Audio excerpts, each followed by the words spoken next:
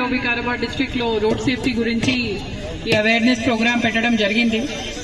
మన CM sir ఆదేశం ప్రకారంగా అండ్ డీజీపీ సార్ ఒక సర్కులర్ ఆల్ డిస్ట్రిక్ట్ కి ఈ రోడ్ సేఫ్టీ గురించి అవగాహన కోసం అన్ని చోట్ల జంక్షన్స్ లో ఇంపార్టెంట్ ప్లేసెస్ లో రోడ్ సేఫ్టీ గురించి ప్రోగ్రామ్స్ పెట్టమని చెప్పారు. దానికి సంబంధించి దాని సందర్భంగా ఈరోజు మోమిన్పేటలో ఈ హెల్మెట్ సేఫ్టీ అండ్ హెల్మెట్ వాడడం ఎంత మనకి అవసరం ఉంది అండ్ కంపల్సరీ ఉంది, దానికి సేఫ్టీ మెజర్స్ ఏమేమి ఉంటాయి, ఈ ప్రోగ్రామ్ ఈరోజు పెట్టడం జరిగింది.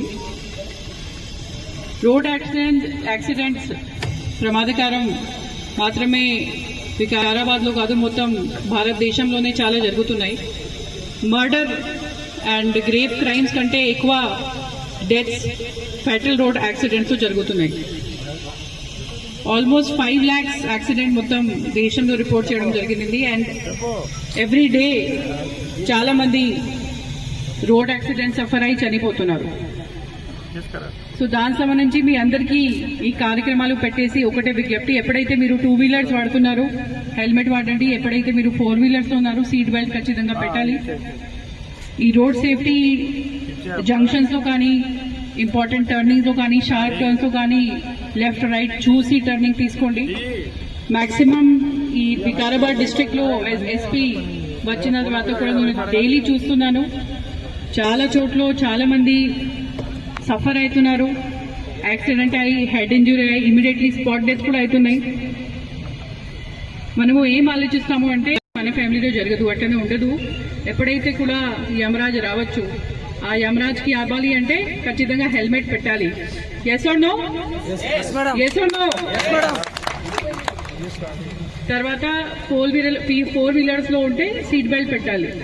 అండ్ ఇక్కడ ఉన్న వాళ్ళు అందరికీ, ఇక్కడ ఉన్న లోకల్ పోలీస్ కు కూడా మళ్ళీ ఇంకా చాలా చోట్ల ప్రోగ్రామ్స్ చేస్తున్నారు. ఇంకా చేసేసి ఓవర్ లోడింగ్ ఆఫ్ వెహికల్స్ ఎక్కడైతే కూడా జరగదు. మీ వెహికల్స్ లో టైర్స్ చాలాసారి ఖరాబ్ అయి పాడైపోతున్నాయి. ఆ స్కిడ్ చాలా చోట్ల స్కిడ్ అయి సెల్ఫ్ స్కిడ్ అయి చాలా మంది కింద పడిపోయి చనిపోతున్నారు.